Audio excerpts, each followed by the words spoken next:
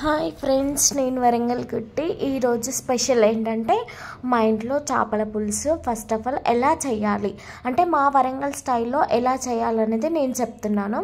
First onions పచ్చిమిర్చి వేసేసాక oil పోసి వేసేసాక అందులోనే మేము కొంచెం కొత్తిమీర వేసుకుంటాము.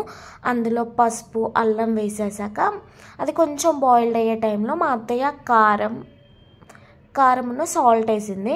సాల్ట్ వేసాక బాయిల్డ్ అయినాక కొంచెం పచ్చి పులుసు చింతపండు చారు తెలుసు కదా, అది పోసాక అందులోనే ధనియాల పౌడర్ వేసింది. ధనియాల పౌడర్ వేసాక చూడండి అది ఎలా ఉందో. ధనియాల పౌడర్ వేసాక అలా కలర్ వస్తుంది. అది వచ్చాక అందులోనే మా అత్తయ్య ఫిషెస్ వేసింది. అందులో వేసాక అది బాయిల్డ్ అవుతూ ఉంటుంది. అందులోనే ధనియాల పౌడర్ గరం మసాలా వేసుకుంటారు కదా, అవి వేసాక చూడండి ఫైనల్గా అవుట్పుట్ వచ్చేసి ఇలా ఉందండి. ఎంత బాగుంది. ఆ ఫిషెస్ అనేది ఊకే కలపకూడదు చూడండి.